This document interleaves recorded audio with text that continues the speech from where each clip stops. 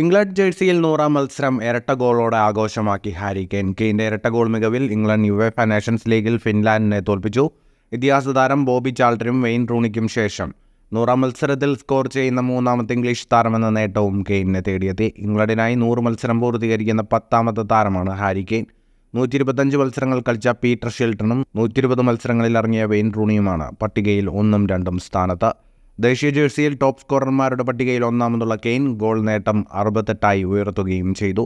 100-ാം മത്സരത്തിനിറങ്ങും മുമ്പ് നടന്ന പ്രത്യേക ചടങ്ങിൽ നേരത്തെ ഈ നേട്ടത്തിലെത്തിയ ഫ്രാങ്ക് ലംപാർഡും ആഷ്ലി കോളും കെയ്നെ ഗോൾഡൻ ക്യാപ്പ് അണിയിച്ചു. കുടുംബത്തോടൊപ്പമാണ് കെയ്ൻ ഇത് സ്വീകരിക്കാനെത്തിയത്. മത്സരത്തിൻ്റെ 57-76 മിനിറ്റുകളിലായിരുന്നു കെയ്ൻ്റെ ഗോളുകൾ. ട്രെൻഡ് അലക്സാണ്ടർ-ആർണോൾഡിൻ്റെ പാസിൽ നിന്ന് 20 വാര അകലെ നിന്നായിരുന്നു ആദ്യ ഗോൾ. ഇംഗ്ലണ്ടിനായി ആദ്യമായി ബൂട്ടണിഞ്ഞ നോനി മദുവെക്കയുടെ അസിസ്റ്റിൽ 2ാം ഗോളും നേടി. ഏകപക്ഷീയമായ മത്സരത്തിൽ 79% പന്ത് ഇംഗ്ലണ്ടിൻ്റെ വരുതിയിലായിരുന്നു. ഇംഗ്ലണ്ട് ആകെ 22 ഷോട്ടുകൾ എതിർത്തപ്പോൾ ഫിൻലാൻഡിനാകെ 2 ഷോട്ടുകൾ മാത്രമാണ് തൊടുക്കാനായത്. ഫുട്ബോൾ ലോകത്തെ കൂടുതൽ വാർത്തകൾക്കും വിശേഷങ്ങൾക്കുമായി സ്പോർട്സ് കഫേ ഇപ്പോൾ തന്നെ സബ്സ്ക്രൈബ് ചെയ്യുക.